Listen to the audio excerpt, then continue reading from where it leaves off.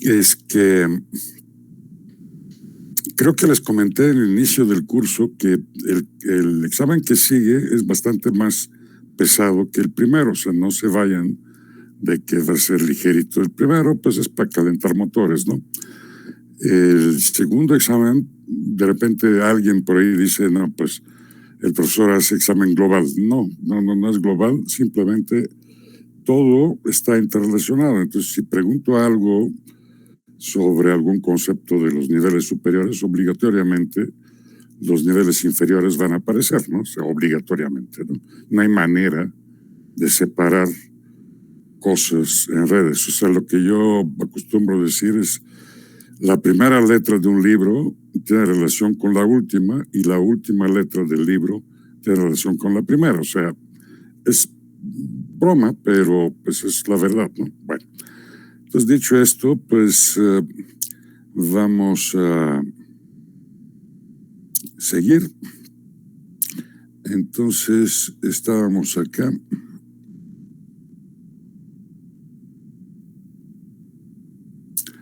Estábamos viendo la trama Ethernet. Les comenté que hay muchos detalles acá. También les comenté que la IEEE permite actualmente bajar todos sus archivos, pues son millones de páginas, ¿no? Entonces, bueno, no nos vamos a meter en tanto detalle. Aquí, más bien, yo hago este curso bastante práctico para que tengan idea, llegando a las empresas, de qué se trata, ¿no? Bueno, entonces aquí ya tengo la pregunta donde nos quedamos la vez anterior. Esta máquina llamada fuente necesita conocer la dirección MAC de esta máquina que está allá en China, ¿sí o no? Y la respuesta es para nada, ¿no? Para nada, porque esta máquina pertenece a un enlace y esta a otro enlace. Y sabemos que las direcciones MAC, que son variables del nivel 2, claro, las principales, operan nada más en su propio enlace, por eso se llama capa de enlace, ¿no? Y no se llama capa del mundo entero, ¿no? Sí. Bien, eso es importante. ¿La conoce esta dirección? No la conoce. ¿La necesita? Pues tampoco, ¿no? O sea, tampoco. ¿Qué es lo que esta máquina necesita para poder llegar acá, suponiendo que este es un servidor? ¿Qué es lo que necesita? Su dirección IP, ¿no? Su dirección IP. La dirección IP, ya lo platiqué la vez anterior, cómo se conoce, o sea, básicamente de la aplicación, o sea, suponiendo que esto acá es un servidor www.azc.1.mx, por decir. Cuando uno escribe este nombre, a la computadora no le sirve. Entonces, luego la computadora se dirige al servicio de resolución de nombres que veremos luego en el curso, y el DNS, el servicio de resolución de nombres, le da la dirección IP de esta máquina, ¿sí? ¿Cómo? Pues básicamente busca en grandes, enormes bases de datos a este nombre qué dirección le corresponde. Y es una estructura piramidal que veremos luego. Por el momento no me voy a dedicar aquí. Entonces, finalmente le llega la dirección IP de esta máquina a esta, y el resto ya lo hemos discutido, no lo voy a repetir. Entonces, otra vez, para que una trama generada acá llegue acá, se necesita la dirección IP obligatoriamente, y esta dirección IP se usará tanto por este ruteador para discriminar destino está en mi red o está en otra red, y si está en otra red, pues va a sacar la trama hacia afuera, como los ruteadores que están aquí en la nube, ¿sí? Cada uno de los ruteadores verá cuál es la dirección IP destino de esta máquina y buscará el mejor camino hacia esta máquina desde, esto es importante, desde su perspectiva. O sea, cada ruteador selecciona la mejor ruta según su propia perspectiva. O sea, no hay una ruta previamente dicha, esta es la mejor, no.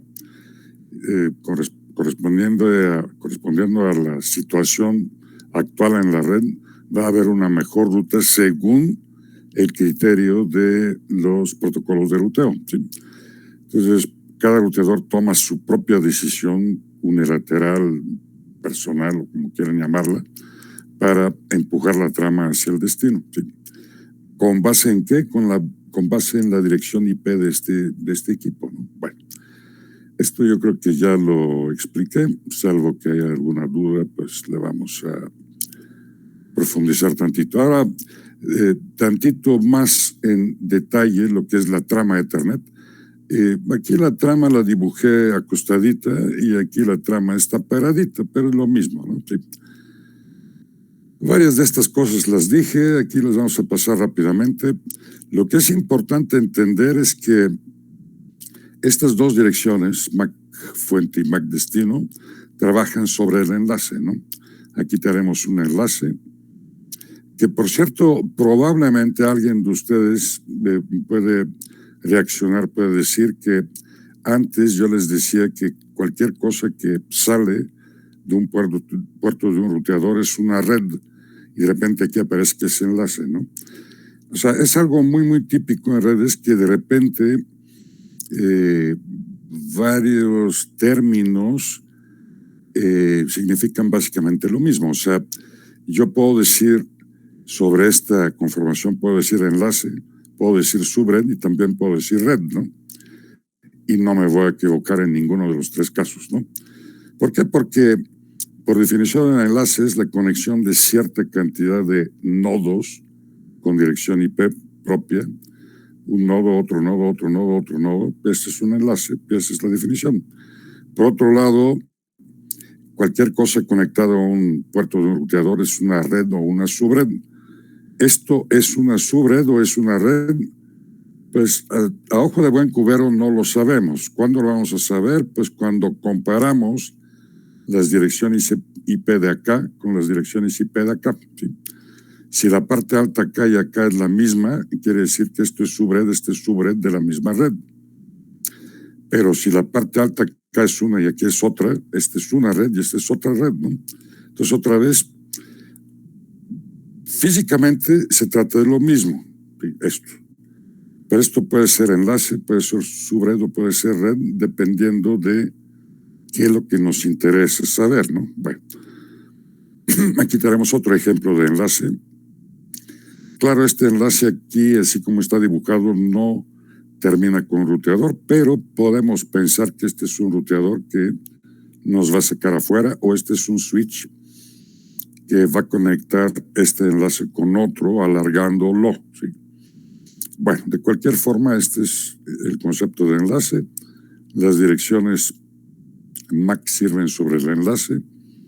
Es más, creo que les he platicado que las direcciones IP seguro que están en las tramas, seguro, segurísimo, porque de otra forma la trama no puede vivir, no puede salir, no hay manera, ¿no? Sí.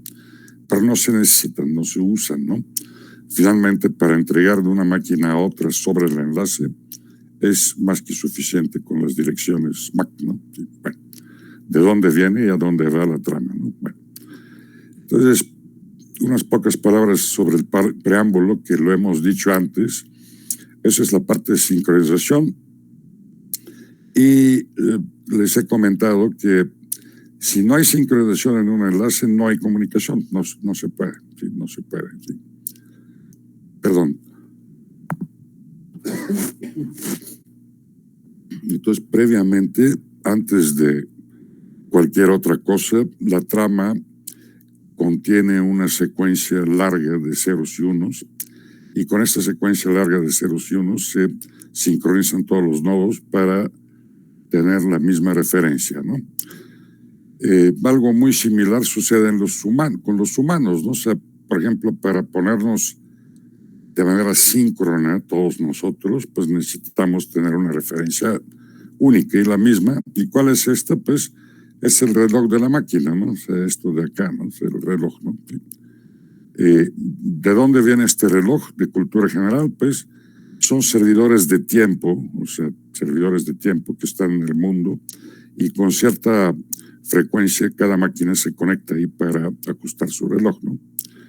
Esa es otra que vale la pena que sepan. Entonces ahí está sincronización. Luego, dirección, fuente y destino de tipo MAC. Hemos dicho que en redes de área local, siempre se necesitan dos direcciones, de dónde viene la trama y a dónde va, ¿sí? A diferencia de WAN, red de área amplia, donde lo único que se ocupa es la dirección destino. ¿Por qué? Porque la fuente se sobreentiende y no se ocupa, no se necesita, ¿no? Aquí en el caso de LAN, pues siempre es necesario manejar las dos direcciones, ¿no? Ya lo platicamos, estas cada una son de 48 bits, donde la mitad es el fabricante y la otra mitad es asignación individual consecutiva, ¿sí? Luego tenemos otro campo llamado tipo, y este campo tipo, pues aquí lo vemos como captura de una trama para que se vea perfectamente bien. Aquí se ve nada más el header nivel 2, L2H, header nivel 2. Aquí está destination, que es este. Aquí está source, que es este, origen. Y aquí está tipo. ¿Qué es tipo? Pues es el protocolo que sigue. Sabemos que a nivel 3 podemos tener un montón de protocolos. Y en este caso, con esta trama capturada, el tráfico se dirigía hacia IP. Otra vez, creo que lo he dicho antes, o sea, la misma máquina fuente, esté donde esté, ¿sí? Indica hacia dónde debe ir el resto de la trama. O sea, aquí vemos nada más el header nivel 2, no la trama completa. Pero con este campo tipo igual a tanto y tanto, se indica claramente a la máquina receptora el resto de la trama para dónde va. Va para IP, va para ARP, va para ICMP, va para protocolo de ruteo, para dónde va. Incluso aquí, bueno, ese es un protocolo de Internet, pero aquí podría estar protocolo de Novell o de IBM o de Digital o cualquier otro. O sea, digo, el concepto de tipo es general, universal. En el caso de TCP/IP de Internet, pues aquí aparecerá un protocolo de TCP/IP y no de Novell, por ejemplo, ¿no? Sí. O AppleTalk o como sea, ¿no? Bueno, entonces otra vez, este campo es necesario para evitar la brujería. O sea, si no se indica para dónde va la información, pues se necesita un brujo en la máquina destino para decir esta trama va para acá, la otra va para allá, etcétera, ¿no? Sí. Luego tenemos el campo de datos, que en realidad es el paquete. Sabemos que el paquete, así desde este punto de vista, trae aquí en la parte inicial los headers de los niveles superiores y aparte trae los datos que se pretende enviar de la máquina fuente a la máquina destino. ¿De qué datos se trata? Pues no lo sabemos, depende de qué aplicación está invocada, ¿no? O sea, si se trata de correo electrónico, pues aquí habría unas líneas del correo, no todo el correo, si es muy largo. Si se trata de navegación, pues aquí sería, digamos, el código de la página que estamos accesando, y etcétera, etcétera, etcétera, ¿no? Entonces, otra vez, una parte son los encabezados. ¿Qué tan largos son los encabezados? Pues depende de qué protocolos se usan, ¿no? O sea, por ejemplo, si estoy pensando en cierto protocolo a nivel 3, tendrá cierta longitud del encabezado, otro protocolo, otra longitud, etcétera, ¿no? Lo mismo a nivel 4, etcétera, ¿no? Sí. Y luego tenemos la parte final de la trama, que creo que ya lo expliqué en varias ocasiones. Aquí se pone un nombre genérico, ¿no? Frame Check Sequence, o secuencia de chequeo de la trama, Frame Check Sequence. Y este es todavía más genérico, ¿no? O sea, trailer nivel 2 o parte de chequeo de la trama. Y ahora, si uno quiere ser más explícito, aquí podría poner, válido, correcto, podría poner el método que se está usando. De esto vamos a platicar tantito después en esta parte del curso, ¿no? Aquí puede haber distintos métodos de chequeo de error, ¿no? Finalmente, siempre se trata de lo mismo, o sea, el nodo fuente aplica cierto algoritmo, genera residuo de verificación de errores y lo pega aquí. La trama va al destino, el destino aplica exactamente el mismo procedimiento para obtener el mismo resultado como resultado del cálculo y luego los compara. Si hay diferencia, la trama está mal. Si hay coincidencia, la trama está bien. Sí, bueno. Ahora nos vamos a meter en una parte que yo creo que es bastante interesante. Les va a gustar. Es la parte de dispositivos del nivel, ¿no? Perdón.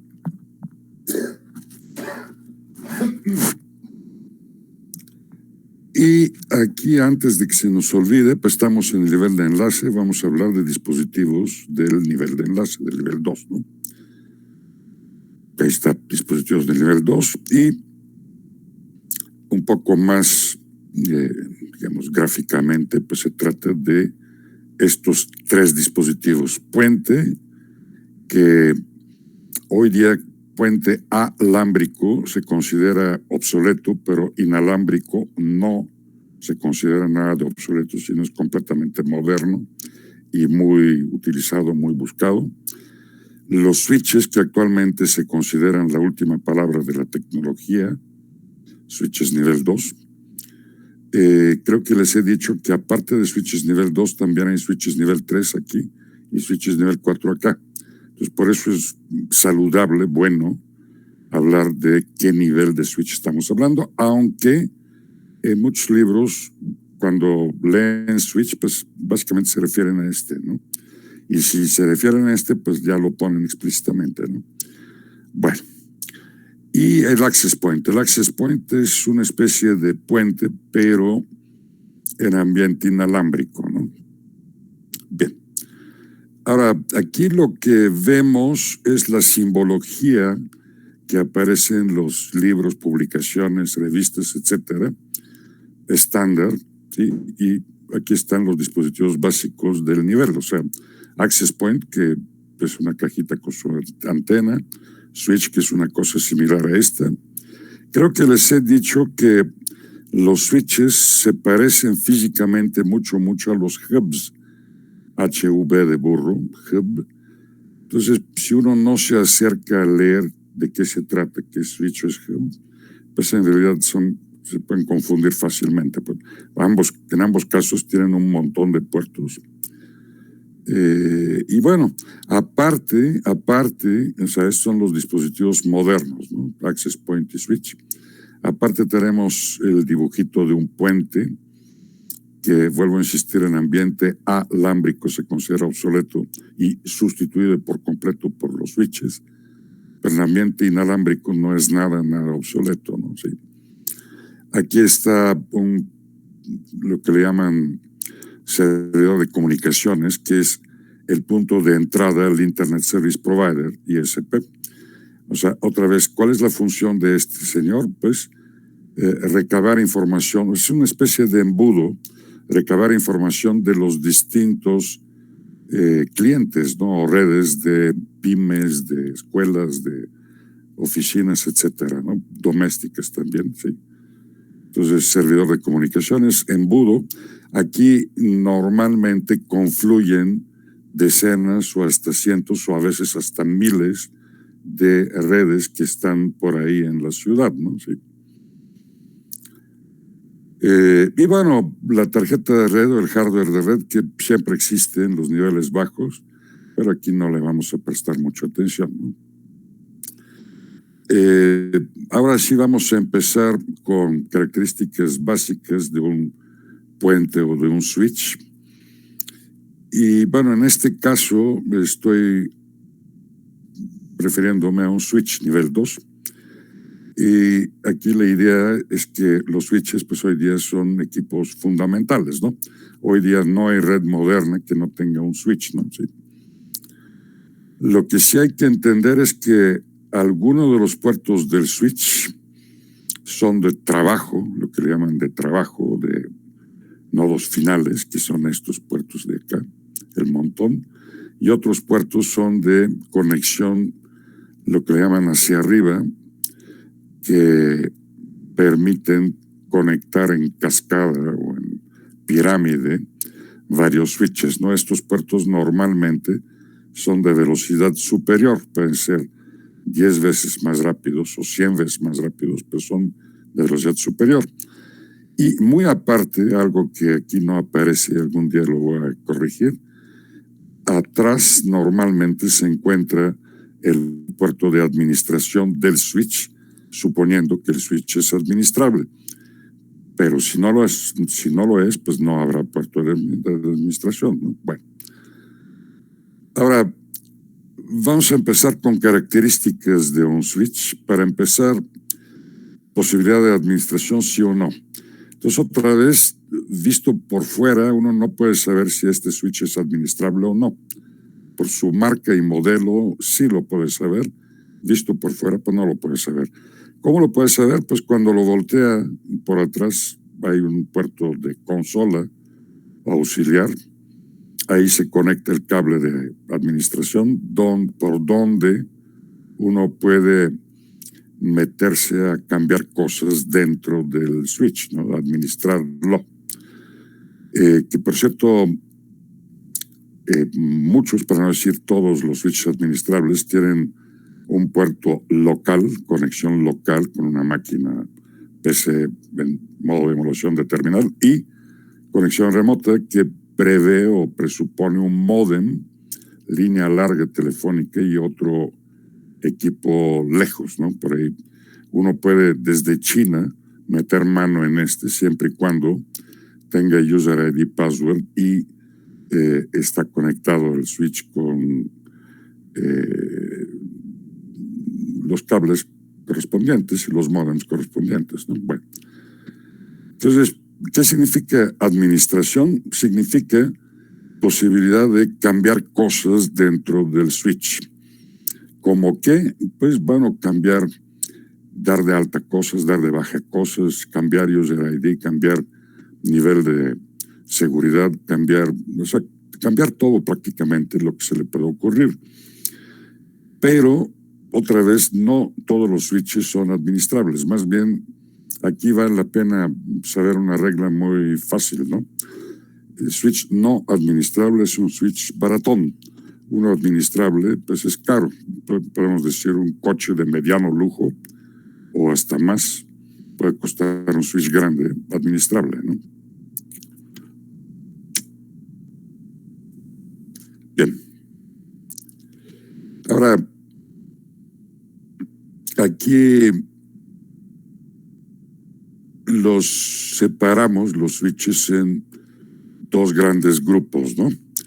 Configuración fija o configuración modular. Creo que se sobreentiende de qué se trata. Los switches de configuración fija pues tienen cierta cantidad de puertos y no se les puede poner gran cosa más. O sea, ya está, pues, de manera fija si vienen de fábrica. Mientras que los switches modulares pues tienen lo que se conoce como slots de expansión, algo que se usaba mucho bueno, se sigue usando en computadoras de escritorio, no notebooks. Entonces, uno quita una laminita, mete una tarjeta de expansión y de esta forma aumenta o 8 puertos o 16 puertos o 32 puertos, lo que haya, ¿no? Sí. Entonces, los modulares siempre de alguna otra forma son más deseables. ¿Por qué? Porque pueden crecer sin que uno tire a la basura la parte principal, ¿no? Del switch. Estos son más económicos, estos son más caros, ¿no? Bueno. Perdón.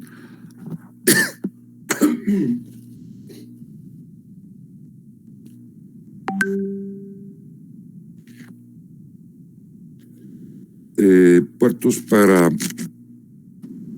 nodos finales o lo que se llama densidad de puertos, que es otra característica fundamental. Bueno, normalmente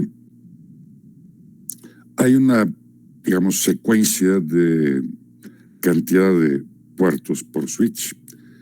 Empiezan normalmente por 8, 16, luego 24, 48, 96 y luego múltiples, 2 por 192, creo que es esto, por por 2, o sea, 96 por 2, 122, etcétera, ¿no? Sí, densidad de puertos.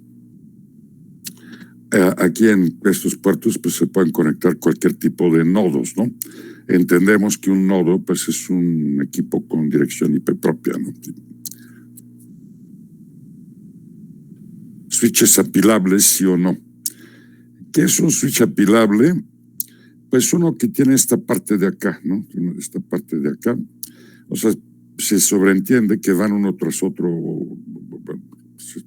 hacen una pila o se suben uno sobre el otro, pero en realidad va más allá. O sea, estos se interconectan entre sí y empiezan a trabajar como un switch más grande y más grande, ¿sí? Suponiendo que todos son apilables, ¿no? Entonces es una estructura también deseable en las empresas.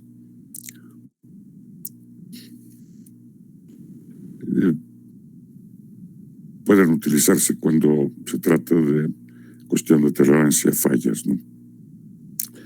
Muy bien. Luego, otra característica general de los switches es lo que se llama PoE, algo como poeta sin la TA, ¿no? PoE. ¿Qué es esto de PoE? Pues es Power over Ethernet o alimentación sobre Ethernet. Y es una característica deseable, muy deseable para varios casos, ¿no? Para varias empresas. Si el switch tiene opción PoE, pues elimina la necesidad de cables por separado de alimentación. O sea, yo les comento, por ejemplo, aquí donde vivo, ya les he comentado que tengo una red y luego otra, y están a distancias grandes, separadas. Entonces, como ahí donde está el otro ruteador no hay contacto, pues simplemente yo le tuve que meter aparte del cable Ethernet que lo conecta, también un cable de alimentación. Y esto es precisamente lo que se busca evitar con la opción PoE. O sea, la opción PoE prevé que la alimentación va a venir por el cable Ethernet, ¿sí? Aquí lo importante saber y no olvidar es que, por desgracia, las compañías no se han puesto de acuerdo en la cuestión de PoE. Cada compañía mete los voltajes y la ubicación en los pins distintos y de repente puede ser muy peligroso esto porque de repente podemos crear cortocircuitos sin querer, ¿sí? ¿Por qué? Porque otra vez no hay un estándar global para todos, ¿sí? Entonces los PoE pues pueden ser, cada puerto del switch es PoE, o puede ser a que uno agregue hardware PoE a un switch normal, que es este caso, ¿no? O sea, dispositivo PoE que se conecta al switch normal y ahora sí inyecta alimentación para básicamente access points, teléfonos IP y cámaras IP, etcétera. O sea, otra vez, si yo tengo una cámara alejada, es muy cómodo a través del mismo cable alimentarla y no poner otro cable que va a costar dinero y además se puede perjudicar por la humedad, etcétera, ¿no?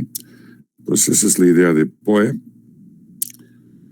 Luego, otra característica general es lo que le llaman uplink, ¿no? Uplink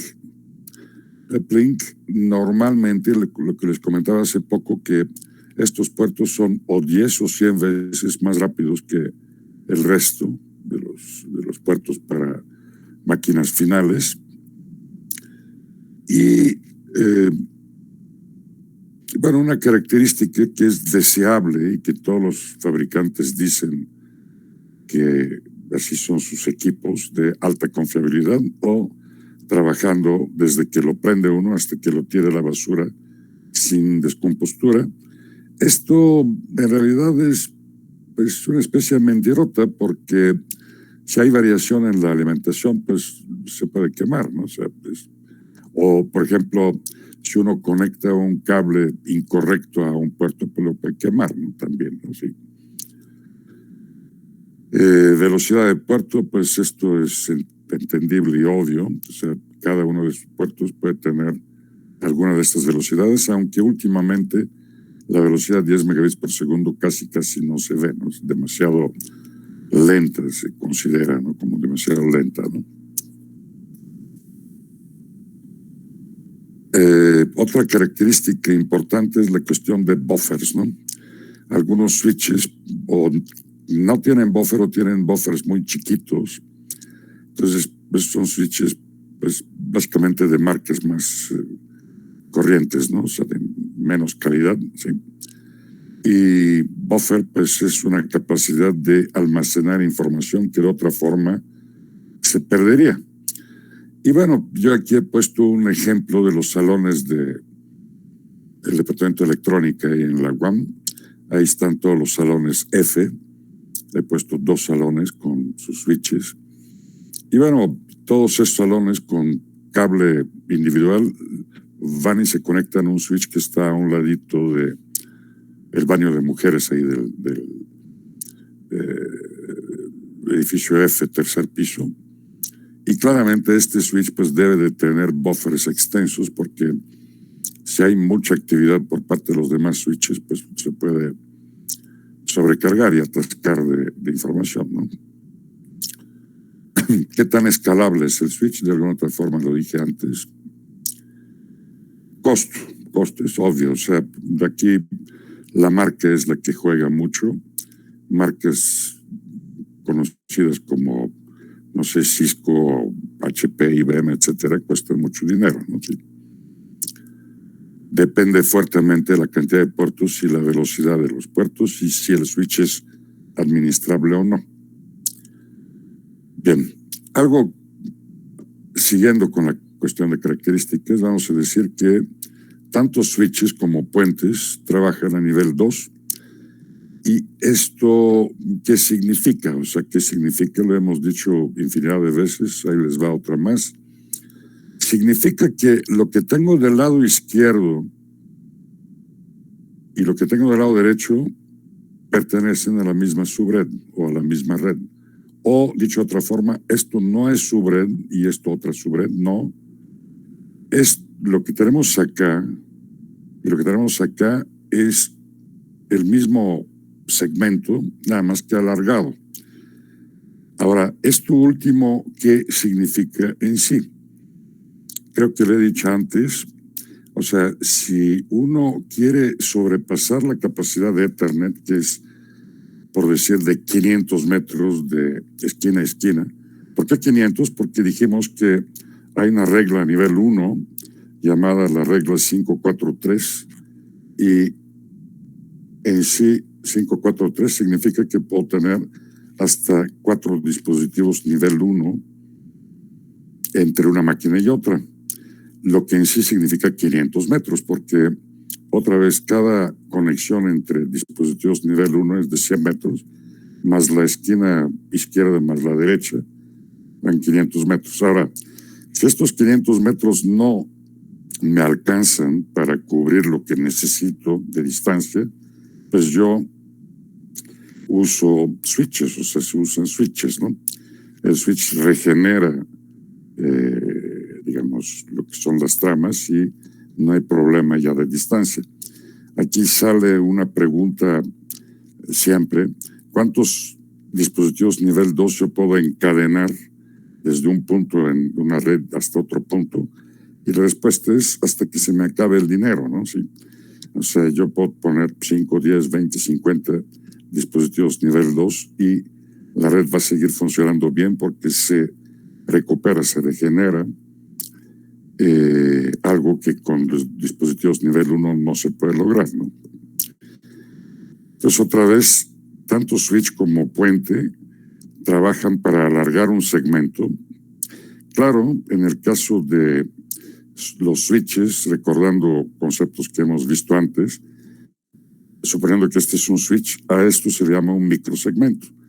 Suponiendo que este es un puente, pues este es un segmento, este es otro segmento, que mutuamente se unen a través del puente o switch, o se separan. O sea, aquí hay una dualidad, ¿no? El dispositivo nivel 2 tanto une como separa.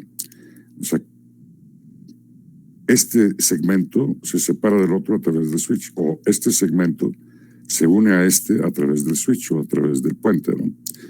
Aquí aparece, y muy pronto lo vamos a aclarar, como que parece que puente y switch es lo mismo, y la respuesta es sí, efectivamente es exactamente lo mismo puente y switch, a pesar de cierta pequeña cantidad de diferencias, ¿no?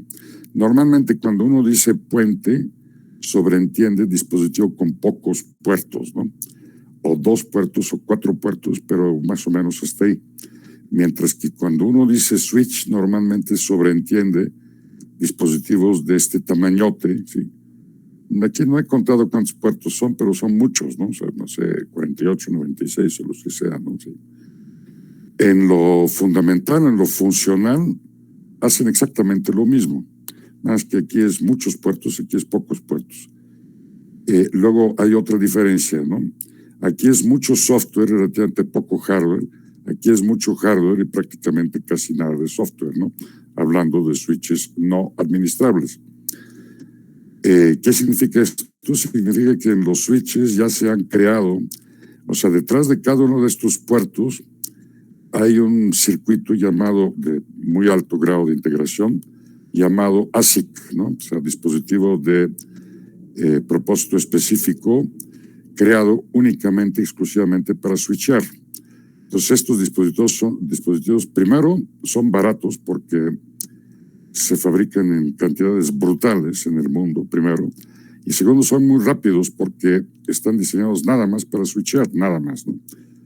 Aquí vale la pena entender otro concepto importante, que uno puede utilizar una PC, claro, de escritorio, como switch, como pues utilizando varias tarjetas de expansión, por ejemplo Ethernet, y crear un switch Ethernet sobre la PC.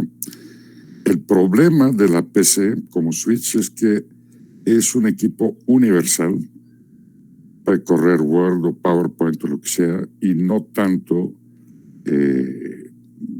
dedicado a switchar, ¿no? Entonces, los dispositivos que actualmente se montan en los switches, digamos, modernos, son dispositivos especiales y específicos que permiten muy rápido switchar tramas, ¿no? Para acá o para allá, ¿no? O sea, con muy alta velocidad. A diferencia de el hardware de una PC que es universal, entonces no está optimizado para precisamente switchar, ¿no? ¿Podría funcionar un switch sobre PC? Sí, pero probablemente con relativamente pocos puertos, ¿no? O sea, por ejemplo, 4 o 6 o una cosa así, ¿no? Y no con decenas o cientos o exagerando hasta miles de puertos, ¿no? Bien, entonces otra vez, de esto se va a platicar luego, pero entre puente y switch diferencias fundamentales no hay. La diferencia es que aquí tenemos muchos puertos y aquí tenemos pocos puertos. Esto es tremendamente optimizado desde el punto de vista de hardware, y aquí hay mucho software que trabaja, lo hace más lento, ¿no? O sea, el puente, ¿no? Bueno. Interconecta múltiples segmentos, lo que les comentaba hace poco, y hay que hacer una diferencia absoluta entre segmento y subred, ¿no? A mí me consta que hay muchos que yo de cariño les llamo burros. No estoy hablando de alumnos, en general, gente en general, que quiere decir subred, pero dice segmento, o confunde estas cosas, ¿no? Y son cosas distintas, o sea, es como, no sé, abrir el cofre del motor de un coche y decir, qué bonita llanta, pero espérate, entonces este es un motor, no es llanta, ¿no? O al revés, ¿no? Sí. Bien. O sea, interconecta segmentos y también separa segmentos y extiende segmentos. Hace poco le estaba yo explicando. ¿Qué tanto podemos alargar? Pues aquí tenemos un dibujo que nos explica la idea. Aquí tengo un segmento, otro segmento, otro segmento, otro segmento, sí. Pues otra vez, esto puede alargarse prácticamente casi hasta el infinito, porque se regenera la información, o sea, no hay problema en cuanto a tiempos y movimientos, ¿no? Opera de forma transparente para el usuario final. O sea, suponiendo aquí no hay máquinas dibujadas, bueno, nada más estas dos, ¿no? Pero el dueño de esta máquina no se entera que su información se switchea para ir a otra máquina. Les pongo el ejemplo, aquí creo que les he platicado. Esta computadora que uso para dar mi clase está conectada a un switch junto con varias otras computadoras que están por acá, varias impresoras que están por acá, ¿sí? Switch. Entonces yo no me entero si mi información va al switch y de ahí al routador, no me entero, no me doy cuenta, ¿no? Sí, o sea, es transparente para el usuario. ¿Qué hacen tanto puentes como switches? Pues reenvían tramas basados en la dirección MAC destino, nada más, ¿no? Nada más. O sea, dicho de otra forma, cuando una trama llega aquí al puerto del puente o del switch, el puente o el switch lo único que le interesa es la dirección MAC destino. Entonces, consulto una tabla, que ahorita vamos a ver cómo se llena esta tabla. Consulto una tabla y dice, a esta dirección MAC destino le corresponde tal puerto, entonces mando la trama para este puerto. Punto. Esa es su tarea del switch, ¿no? Esa es la idea, ¿no? Tabla MAC. A veces le llaman CAM. MAC o CAM prácticamente es lo mismo, nada más que es cuestión de terminología, ¿no? Tabla con direcciones MAC, ¿no?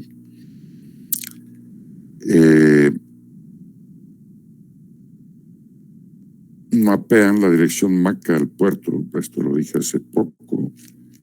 Usa software para controlar la tabla MAC y el proceso de envío. Esto es en el caso de puente. En el caso de switch, no. En el caso de switch es puro hardware, todo es rápido, todo es muy rápido, ¿no? Sí. Algo que sabemos desde la parte inicial del curso es que el switch rompe el dominio de colisión. O sea, aquí yo tengo un dispositivo nivel 1 que hace a que todos esos equipos están en un dominio de colisión.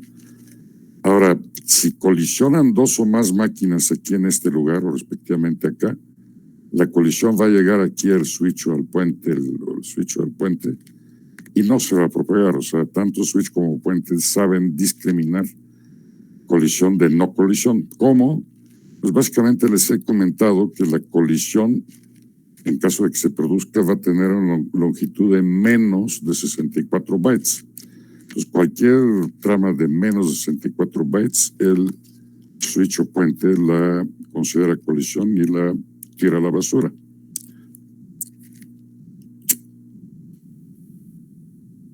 Bien.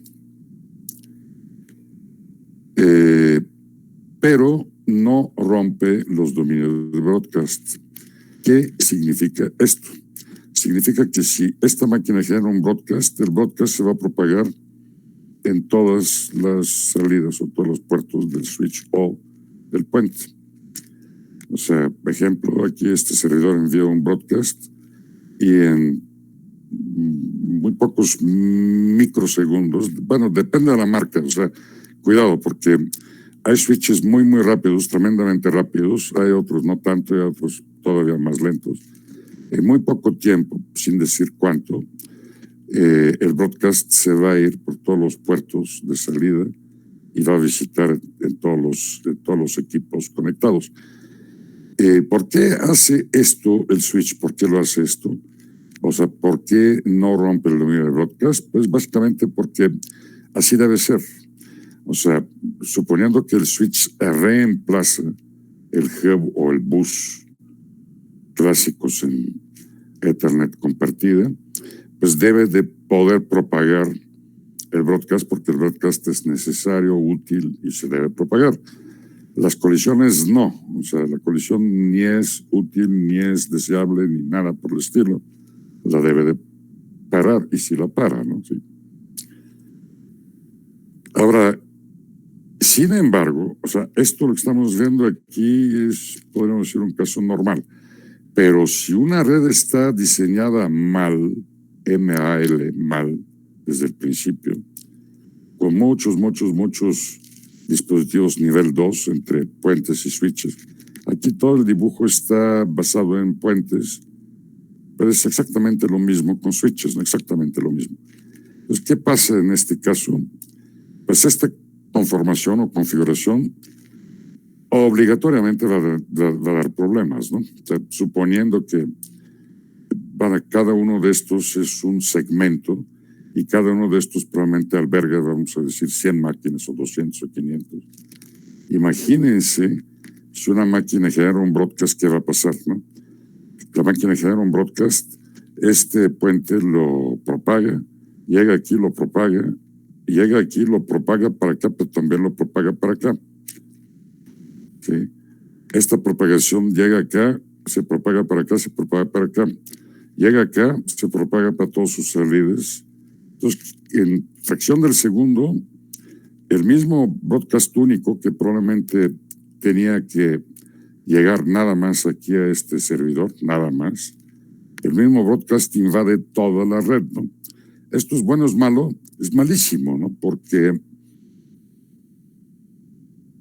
todas las máquinas, por definición, por nacimiento, cuando reciben un broadcast, deben dejar de procesar lo que están haciendo bruscamente, procesar el broadcast, reaccionar al broadcast, reaccionar si les toca, y luego seguir con lo que estaban haciendo.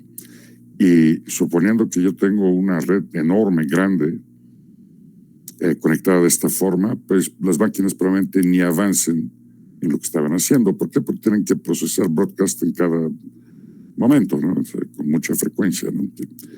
¿Cuál es la moraleja? ¿Cuál es la moraleja aquí?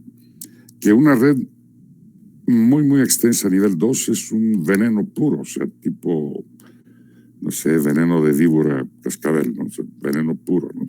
O lo que yo digo, a veces de broma, a veces no tanto, es que broadcast en pequeñas cantidades es saludable, broadcast en enormes cantidades es veneno puro, como tequila, ¿no? O sea, poco tequila está bien, uno se pone feliz, mucho tequila mata, ¿no? Sí. Bueno, entonces aquí vemos algunos detallitos sobre cuáles son los casos de generación de broadcast útil, necesario. Y pues hay un montón de protocolos, empezando por ARP, siguiendo por DHCP y muchos otros que generan broadcast y además necesitan el broadcast para trabajar. ¿Sí?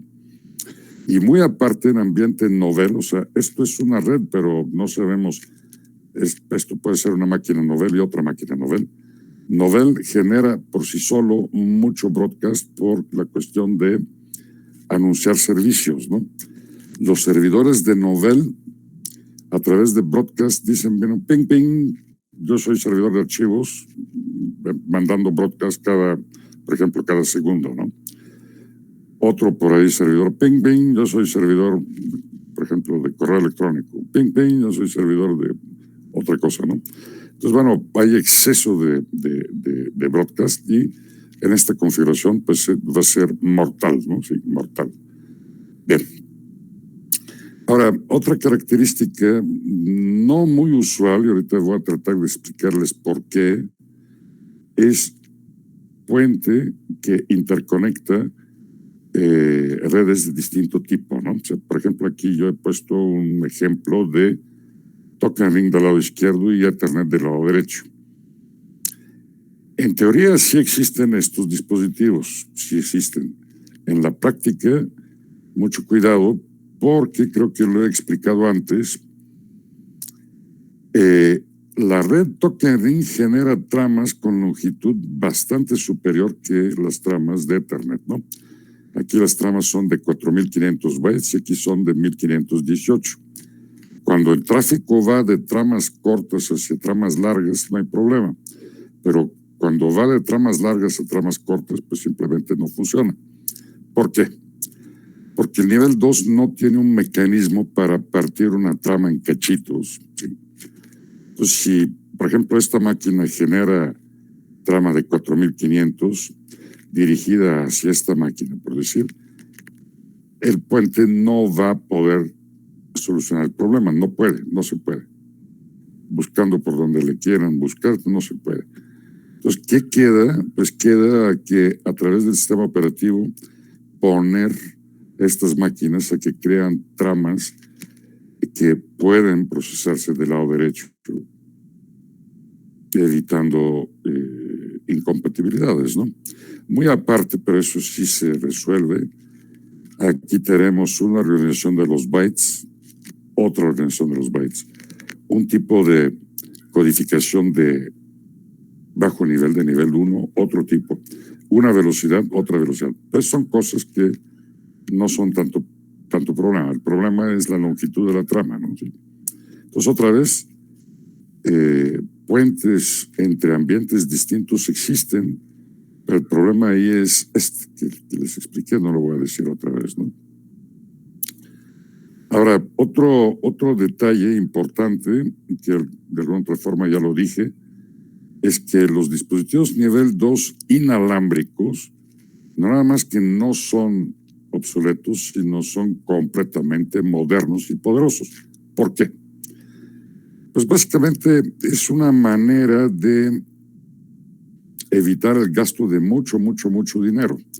Vamos a suponer que, por ejemplo, tomando la UAM como ejemplo, esto podría ser Azcapotzalco, esto podría ser Iztapalapa, esto podría ser Rectoría, por ejemplo, ¿no?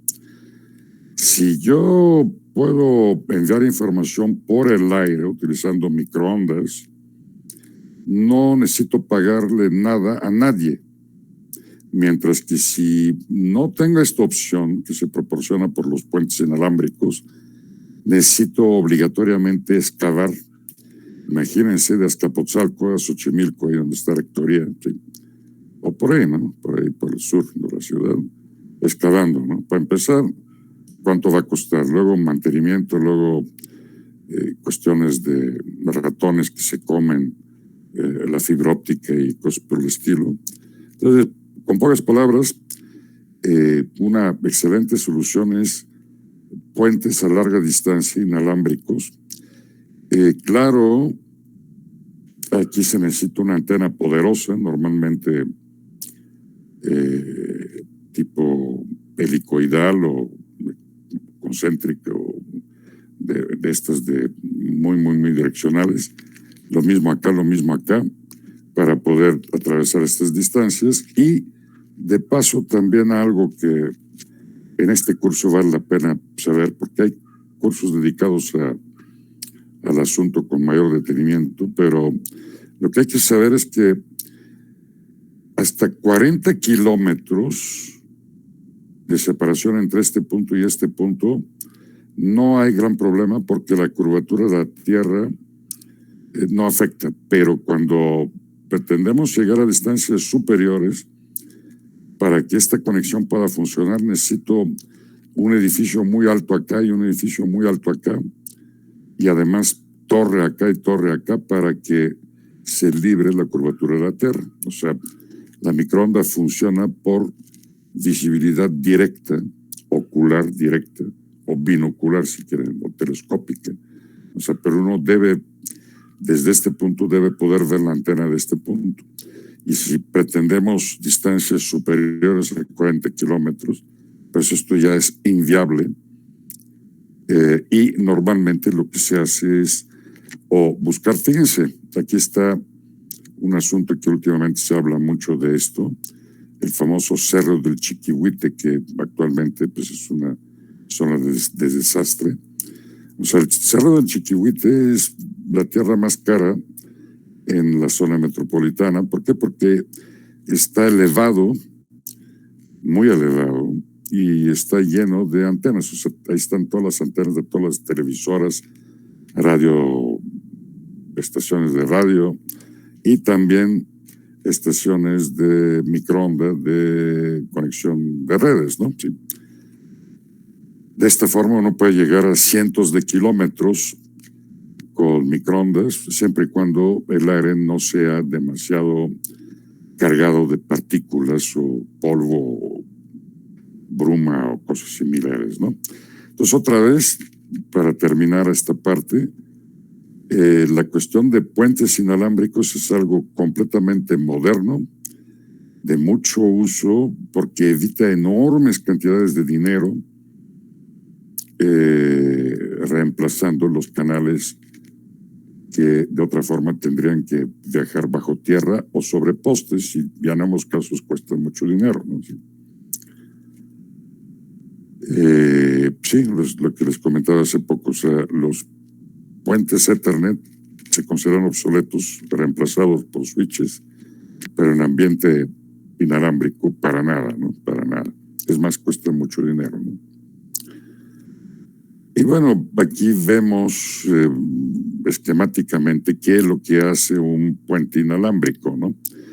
El puente inalámbrico, llamado access point o puente, que son similares más no iguales, traduce tramas inalámbricas en tramas Ethernet cuando el tráfico va de esta máquina para esta máquina, y al revés, tráfico Ethernet a tráfico wireless cuando la información va en sentido inverso.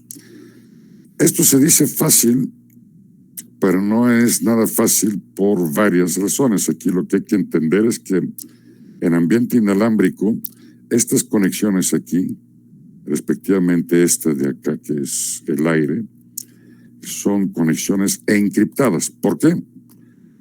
Porque de otra forma cualquier equipo inalámbrico podría espiar fácil lo que se está enviando, y en varias situaciones esto es fuertemente indeseable, ¿no? O sea, los bancos les sacatean la cuestión inalámbrica, la policía les sacatea, el ejército les sacatea, el poder judicial les sacatea. O sea, ¿por qué? Porque claro, hay métodos de encriptamiento que modifican la trama cuando va a fluir por el aire, pero también hay métodos de burlar el encriptamiento, ¿sí? Entonces, ahí con cuidado, ¿no? Sí, con cuidado. Bueno, de repente alguien puede decir, bueno, pues yo voy a, por ejemplo, Sanborns para tomarme un café, prendo mi computadora y funciona. ¿Cómo se hace? Pues básicamente porque hay algo que se llama redes abiertas, inalámbricas abiertas, que no usan encriptamiento, pero bajo la advertencia que cualquier hijo de vecino puede espiar, ¿sí? Y no es deseable para, por ejemplo, no sé, para un banco, por ejemplo, esto, ¿no? Sí. Bien. Muy aparte, o sea, muy aparte, en esta configuración, no nada más la cuestión de encriptamiento, sino también tramas con longitud diferente, lo que estábamos hablando entre token ring y Ethernet, velocidades diferentes, etcétera, etcétera. O sea, un montón de problemas cuando el dispositivo nivel 2 es un puente inalámbrico llamado access point o puente inalámbrico, ¿no? Que hay diferencia entre access point y puente inalámbrico, pero no tan visibles, ¿no? No me quiero meter en detalles para no perder más tiempo aquí, ¿no? Y aquí viene precisamente este dibujo que yo adrede mantengo en inglés, o sea, no tengo ningún problema en traducirlo, pero me gusta que el alumno vea que esto es auténtico, que no lo inventé yo. Entonces se compara un puente, en inglés bridge, con un switch nivel 2, y se ve que prácticamente todo es idéntico, menos que el puente usa bastante software para trabajar, mientras que el switch es prácticamente 100% hardware, además optimizado para switchar con la máxima velocidad posible. Esa es una verdad, diferencia subrayada en rojo. Y otra diferencia subrayada en rojo es, normalmente tiene pocos puertos el puente, a diferencia del switch que normalmente tiene gran cantidad de puertos, ¿no? Otra vez 24, 48, 96, 192 o hasta miles de puertos. O sea, una compañía grande, o sea, acuérdense que le hemos dicho antes, la idea es que cada equipo final, cada nodo, llámese PC, llámese impresora, plotter, escáner, lo que sea, conectado a un único puerto del switch. Entonces hay muchas empresas con miles de empleados. Bueno, ahora con la pandemia, pues yo creo que le han bajado, ¿no? Pero bueno, miles de empleados y de ahí vienen los switches con miles de puertos, ¿no? Sí. No es cuentos, es verdad, ¿no? Sí. De que cuesta muchísimo dinero, eso sí, pero de que existen, sí. Entonces la diferencia entre estos dos equipos se encuentra aquí. Mucho software, o lo que representa menor costo y menor velocidad, mucho hardware que representa mayor costo y mayor velocidad, sí, y pocos puertos aquí y muchos puertos acá, ¿no? Todo lo demás es igual, o sea, aprende direcciones y las almacena en una base de datos de direcciones MAC, lo mismo acá. Se crea y llena y modifica la tabla MAC, tanto acá como acá. Segmenta la LAN en distintos segmentos o une segmentos. Hace poco les decía, si uno lo ve por un lado es segmentar o dividir y si uno lo ve por el otro lado es unir. Es lo mismo, ¿no? Sí. Ambos hacen lo mismo. Pasa el broadcast por todos lados. Flood quiere decir inundar, ¿no? Inundar por todos lados. El broadcast tanto acá como acá, ¿sí? Y filtra. ¿Cuándo filtra? ¿Cuándo filtra? Pues cuando, por ejemplo, una trama va, aquí se ve mejor, ¿no? Una trama va de este nodo que no está dibujado a este nodo que tampoco está dibujado, ¿sí? Entonces la trama nada más pasa de fuente a destino, pero no va a las demás máquinas, es lo que se llama filtrar, ¿no? Sí. Por todo lo demás es absolutamente idéntico puente y switch. O podemos decir, el puente es el papá y el switch es el hijo, o este es el abuelo y este es el nieto, como quieran verlo, ¿no? Bueno. Ahora sí, vamos a, bueno, hemos llegado a probablemente el punto más importante que entender. Yo aquí no he puesto texto porque me da flojera, pero lo voy a explicar con palabras. O sea, nos imaginamos esta estructura, es más, podemos pensar que aquí debajo de la tablita hay otra conexión para arriba para hacerlo un poco más difícil, ¿no? Un poco más interesante, ¿no? Sí. Entonces, fíjense por dónde voy a empezar. Aquí están las funciones operativas tanto de puente como de switch. Aquí están, ¿no? Sí. Y fíjense por dónde voy a empezar. O sea, vamos a decir, hoy en la mañana llegué a abrir el salón, o no sé, o sea, el lugar donde están todos esos equipos, prendí la configuración. En este momento, cuando prendo la configuración, nadie sabe nada. Cada computadora conoce su dirección MAC. ¿Por qué? Porque está grabada en su hardware. Pues nada más, o sea, cada computadora conoce su propia dirección MAC, que está aquí puesta. Aquí está la dirección MAC. ¿Sí? Pues nada más. ¿Sí? Entonces, la tabla está vacía. ¿Por qué? Porque se acaba de prender todo, ¿no? ¿Sí? Entonces, bueno, cuando se provoca cierta actividad en esta máquina, la máquina genera una trama y la trama, como esta computadora no conoce el destino, va a poner aquí como dirección MAC destino una dirección de broadcast, ¿no? Broadcast. Entonces esta dirección de broadcast provoca a que la trama se vaya por todos lados, tanto acá como acá arriba, que está tapado por la tablita. ¿Sí? Aquí ya se propagó porque es una red compartida según el dibujo. ¿Sí? Entonces, el puente en este instante conoce una verdad, ¿no? De dónde vino la trama. Vamos a suponer que esta máquina genera una trama. ¿De dónde vino la trama? Y dice, la máquina 345, que es esta 345, se encuentra en mi puerto 1. Lo aprende esto, ¿no? Lo aprende, ¿no? ¿Qué significa aprender? Pues significa meter la relación dirección MAC-puerto en la tabla MAC. ¿Sí? Ahora, cuando alguna de las máquinas que estaba invocada con la trama anterior contesta, el puente va a aprender por dónde vino la contestación por un lado. Vamos a suponer que la contestación vino de esta máquina ABC4. Entonces ubica ABC4 en el puerto 3, ¿no? ABC4 en el puerto 3, ¿sí? Lo ubica acá. Y este es otro aprendizaje. O sea, cada vez que se genera una trama, se aprende de dónde vino la trama y se aprende de dónde vino la respuesta, ¿sí? Y esto lo que se aprende, pues se mete en la tabla, ¿no? ¿Sí? Esa es la función de aprendizaje. Con el tiempo, el puente ya aprende toda la configuración, o sea, sabe qué máquina dónde está, ¿sí? Eso es aprendizaje. Ahora, tenemos la función número 2, importantísima, llamada inundación. En inglés, flooding. ¿Qué significa inundación y cuándo se inunda? Se inunda cuando no se conoce el destino. Hace poco les comenté, o sea, no sabemos quién es el destino.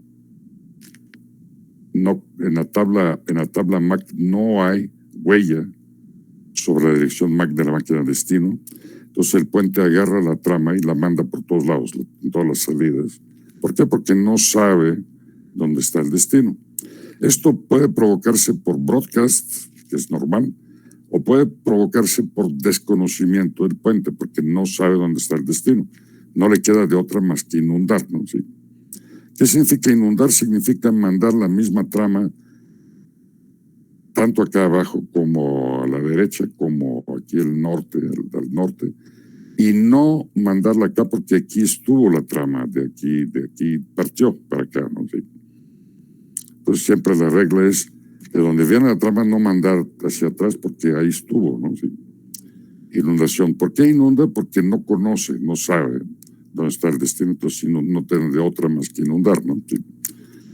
Luego tenemos bueno, en ese sentido, la función de inundación es bastante parecida a como un hub HUB de burro funciona. El hub siempre inunda. ¿Es bueno o es malo? Es malo, claro que sí. ¿Por qué? Porque el hub no aprende nada, mientras que el switch o el puente pues, sí aprenden con la función de aprendizaje. ¿Sí? Esa es la cuestión de inundación. Ahora, unas pocas palabras sobre la función de corte, o sea, en inglés cut, C-U-T, cut. ¿Qué hace corte? Pues fíjense, o sea, en este ejemplo aquí, si esta es una máquina fuente y este es el destino, la trama, claro, pues, nada más a través de las direcciones MAC, que ya lo hemos dicho varias veces, se propaga de acá para acá. Sí, claro, llega aquí en este punto, pero como el puente ya sabe que ambas máquinas, tanto este como este, están en su puerto 1, entonces no propaga la trama ni hacia el norte, ni hacia el sur, ni hacia oriente, ¿no? Sí. Esa es la función, podríamos decir, fundamental, importantísima de corte. Aquí en este dibujo, yo tengo un ejemplo de red compartida acá, compartida acá, compartida acá, ¿sí? Y alguien podría decir, bueno, pues esto es medio obsoleto, sí, o sea, correcto, el dibujo es medio obsoleto, pero muy visible. Pero de la misma manera se comportaría si tuviese yo aquí un hub, otro hub, ¿no? Y si tengo un switch acá, aquí en este punto, otro switch acá, otro, se va a modificar, pero no mucho, ¿no? El comportamiento, hablando de corte, ¿no? Sí. Bien. Ahora, la función de reenvío. Esta máquina es fuente, esta máquina es destino. Entonces, cuando la trama llega aquí, el puente, respectivamente switch, consulta su tabla MAC, ve que la dirección MAC destino de esta máquina sí la conoce, sabe en qué puerto está en puerto 3, pues agarra y manda la trama hacia el puerto 3, pero no hacia el sur, tampoco hacia el norte y tampoco la bota hacia atrás, hacia el segmento de donde vino la trama. ¿Sí? Entonces, la función de reenvío, bastante poderosa, menos poderosa que la función de corte, que nos permite no desperdiciar ancho de banda en segmentos donde la trama no debe ir, que es muy poderoso esto. Sí, en el caso de reenvío sucede lo mismo, pero no de manera tan pronunciada como en el caso de corte. ¿Sí? Y tenemos otra función llamada función de olvido. Aquí yo siempre, mis alumnos de la UAM, cuando estamos de forma presencial, les comento, bueno, cuando yo voy a dar clase, en mi cubículo nadie le mueve nada a mi computadora, salvo que se haya metido algún ratón por ahí y que tenga interés especial. Es mi ratón, ¿no? De la computadora. Entonces nadie le mueve nada, pasa algo de tiempo, entonces no tiene ningún sentido que el switch que se encuentra en la puerta, digamos, en medio, o sea, sí saben, ¿no? Hay una puerta de electrónica, otra de sistemas y otra en medio que atiende tanto electrónica como sistemas, ¿no? Ahí, a un ladito de esta puerta de medio, están los switches de este edificio, ¿no? Sí. Entonces, si nadie le mueve a mi computadora, los switches de ahí, de la entrada intermedia, no tienen por qué memorizar la dirección MAC de mi computadora. ¿Por qué? Porque la tabla MAC tiene capacidad finita, que por cierto es una característica de los switches. Por un lado, y por otro lado, porque es bien sabido que en una base de datos con mayor cantidad de entradas, la búsqueda es más lenta que en una base de datos con menor cantidad de entradas. Entonces, la función de olvido lo que hace es, hay un timer, o sea, timer o temporizador que forma parte de la tabla, podríamos agregarlo aquí, temporizador, ¿sí? Que mide el tiempo de inactividad. Cuando una máquina empieza a generar tráfico, el timer se anula y cuando deja de generar tráfico, pues el timer empieza a contar tiempo de inactividad. Cuando se llega a cierto valor predeterminado, la entrada se borra o se olvida, ¿no? Otra vez, ¿con qué idea? Primero porque las tablas MAC no son tremendamente amplísimas, y segundo porque la búsqueda en la tabla MAC es óptima cuando la cantidad de entradas es inferior. ¿Sí? No tenemos por qué desperdiciar recursos para un equipo que no está generando tráfico, ¿no? Ahora, cuando yo regrese de clase, abro mi cubículo, me meto y empiezo a trabajar con la computadora, luego se va a aplicar la función de aprendizaje y el switch aprenderá dónde está mi máquina, cuál es su dirección MAC y correspondiente puerto. Entonces, es una secuencia, pues podemos decir, dinámica, normal, entre olvidar, aprender, ¿sí? Y bueno, aquí yo subiría al grupo para preguntar de lo que dije ahora, ¿quedó alguna duda? Porque otra vez esto es general y esto es muy importante para entender cómo funciona un dispositivo nivel 2, tanto puente como access point como switch, ¿no? Lo que estábamos viendo aquí es general para todos los dispositivos nivel 2, ¿no? Aquí yo aprovecharía, como siempre, no he terminado la clase, pero aprovecharía para pasar lista. Aquí le pico, ya pasé lista, dice pasado lista. Aquí le pico para guardar la lista, aquí la guardo. Aquí va a aparecer un chipote que me estorba. Guardar la lista. Aquí le pico para desaparecer desaparecer este. Y otra vez está el grupo. Entonces otra vez pregunto, ¿quedó alguna duda? Yo con mucho gusto la aclararía. O todo va bien, o no sé. O sea, otra vez, lo que estamos viendo es general, o sea, no es para un dispositivo o para otro, ¿no? Siempre sucede, ¿no? Bueno, no me dicen nada, probablemente se durmieron, pues entonces yo me sigo, ¿no?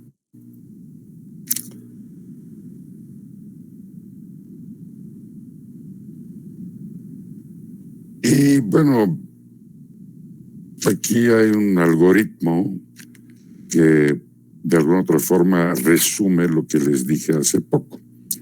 O sea, llega una trama, o sea, aquí empieza el algoritmo, llega una trama al switch o al puente. Sabemos que la trama trae header nivel 2, header nivel 3, header nivel 4, nivel 7, etc. En el header nivel 2 están dirección MAC destino, dirección MAC fuente y tipo, lo que estábamos viendo hoy hace como una hora, ¿no? Sí. Entonces llega la trama, llega y el switch la recibe en su puerto o el puente respectivamente. Y el switch o el puente respectivamente se pregunta, ¿la dirección MAC destino está en mi tabla, sí o no? Si no está en mi tabla, yo switch inundo o hago flooding de la trama hacia todas mis salidas. ¿Por qué? Porque no sé dónde está el destino. A veces la MAC destino no se conoce, ¿no? Sí. Pero de paso, el switch aprende de dónde vino la trama, o sea, aplica la función de aprendizaje y también arranca el timer para ver cuánto tiempo va a pasar antes de una actividad nueva por parte de esta máquina fuente, ¿no? Sí. Ya lo platiqué hace poco esto, ¿no? Bueno, si llega la trama y la dirección MAC destino, sí la conozco, que es esta parte de acá. Dice, fuente destino está en el mismo puerto, ¿sí o no? Aquí rápidamente les comento, es este caso. O también hace poco les comenté, si yo aquí tengo un hub, todos los dispositivos conectados al hub van a caer en el mismo puerto del puente o del switch. Y es precisamente esta parte del algoritmo, ¿no? O sea, la dirección MAC destino está en el mismo puerto, sí o no. Otra vez, es este caso o este caso con hub, ¿no? Sí, perdón, si no, entonces reenvío, forwarding, quiere decir que el destino está en otro puerto, entonces hay que mandar la trama para allá, ¿sí? Y además refrescamos el timer para la cuestión de la máquina fuente, ¿sí? Si la respuesta es la máquina destino está en el mismo puerto, sí, entonces se hace filtración de la trama, o sea, la trama no va para ningún lado, se filtra. ¿Por qué? Porque ya estuvo, o sea, otra vez, estos dos señores, esto es fuente, este es destino o al revés, cuando se hablan entre sí, no tiene por qué su tráfico invadir ni acá sur, ni acá norte, ni acá oriente, ¿no? Sí, a lo que se le llama corte, ¿no? Sí. O en inglés filtering o cutting, ¿no? Cortar, ¿no? Sí. Ese es el algoritmo de operación del switch. Y aquí llegamos a la parte todavía más interesante del asunto. Aquí nos vamos a divertir un buen rato. El problema es que voy a empezar, pero no voy a poder acabar. O sea,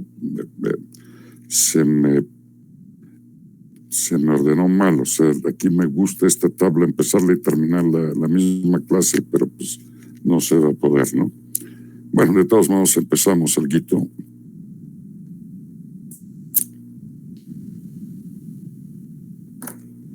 Bueno, lo que estamos viendo aquí es una comparación entre el par básico de switches, ¿no? O sea, los switches son de dos grandes tipos, ¿no? Simples o no administrables y otros que se llaman administrables. ¿Qué es un switch simple? Es uno de estos que venden en el centro de la ciudad en 200, 300 pesos. No he ido, no sé cuánto cuesta, pero ha de ser más o menos el dinero, ¿no? O sea, barato. El simple es no administrable. El simple, pues uno lo conecta a la alimentación, conecta los dispositivos que quiere que se switchean. ¿Y qué pasa aquí? ¿Qué pasa aquí? El switch simple. El switch simple aplica exactamente estas funciones, tales cuales, ¿no? Pero sin posibilidad de moverle nada. O sea, de que va a aprender, va a aprender. De que va a inundar, va a inundar. De que va a cortar, de que va a reenviar, va a reenviar. Y de que va a olvidar. Sí, pero hasta ahí, nada más, ¿no? Sí. Entonces, dicho esto, pues vamos a ir... unas pocas palabras sobre el switch administrable. El administrable, pues otra vez, por atrás tiene un puerto, o más bien dos, uno para conexión local de PC en modo de emulación de terminal y otro para conexión remota a través de módem. Esto lo estaba diciendo hace como una hora, ¿no? Bueno. Entonces, bueno, la administrable pues espera que hay un equipo a través del cual se va a administrar. Ahora, ¿qué es aquí lo más importante? Lo más importante. Este señor no ocupa dirección IP. No ocupa. Trabaja nada más con las direcciones MAC. Este señor sí ocupa dirección IP, pero no para operar. O sea, esta dirección IP no sirve aquí en estos puertos, sino es la dirección IP del puerto de configuración, sí, del puerto de configuración, que está por atrás, ¿no? Sí. Aquí yo en este punto siempre de medio broma y completamente en serio les doy a entender a los alumnos que cualquier dispositivo, el que sea, que tenga una dirección IP se puede administrar. Y ahí les va la broma, o sea, la broma es: ¿mi cafetera es administrable, sí o no? Y la respuesta es: si tuviese dirección IP, sí. Sí es administrable. ¿Qué significa esto? Significa que yo puedo tener la cafetera conectada, claro, a internet, a mi switch de acá, por ejemplo, y accesarla a esta cafetera desde la UAM. O sea, me voy para regresar, pues arranco la cafetera y quiero que el café esté, por ejemplo, a 71 grados, ni uno menos ni uno más, ¿no? Bueno, la arranco, la programo, le pongo la temperatura, me subo al coche y pues empiezo a regresar, ¿no? Y cuando llegue, pues el café está en su punto, ¿no? Bueno, entonces, básicamente cualquier dispositivo que tenga dirección IP puede ser administrable.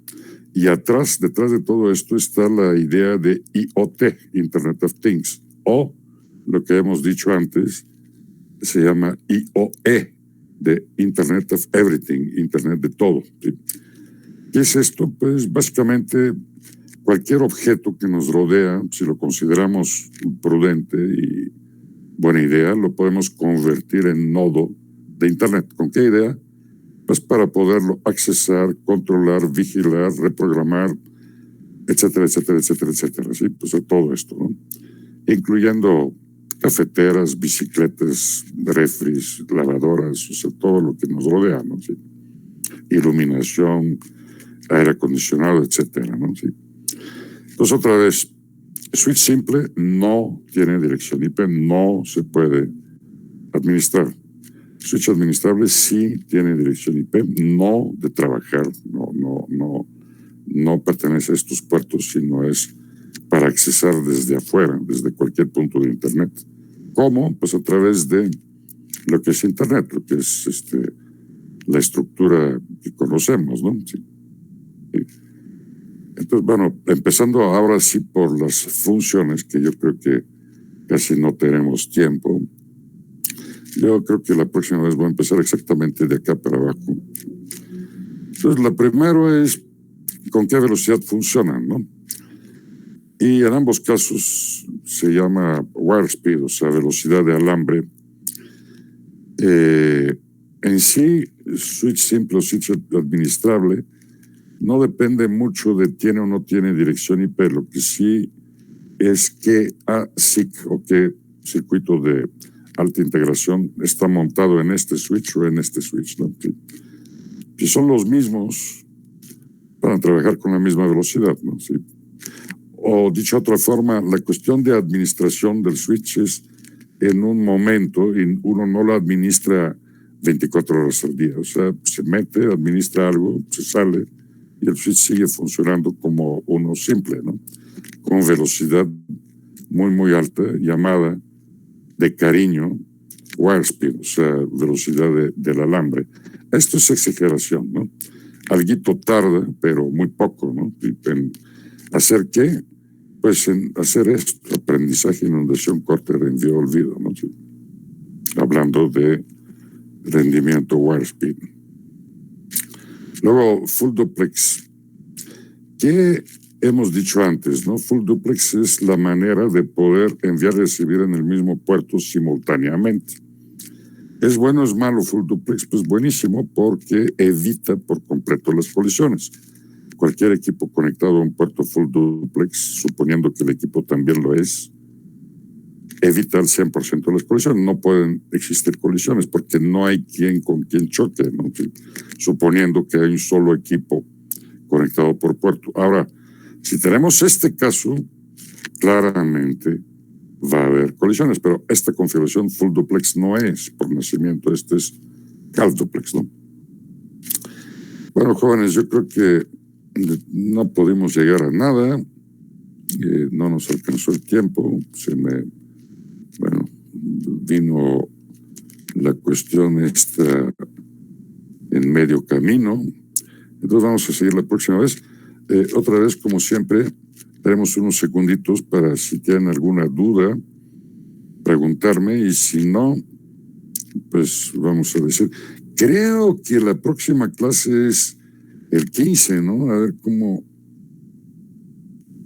cómo será el calendario aquí. Sí, creo que es el 15, ¿no? La próxima clase. Creo que aquí no se trabaja, ¿verdad? La verdad es que no he consultado el calendario, pero pues vamos a obedecer el calendario escolar, ¿no? Sí. Si está tachado que no se trabaja, pues no se va a trabajar. Yo puedo invocar aquí el calendario, pero me da flojera, ¿no? Bueno, jóvenes, si no tienen dudas, pues muy calladitos el día de hoy. Si no tienen dudas, nos vemos la próxima. Gracias, profe. Hasta luego, profe. Hasta luego, nos vemos. Hasta luego. Hasta luego, profe. Hasta luego. Hasta luego.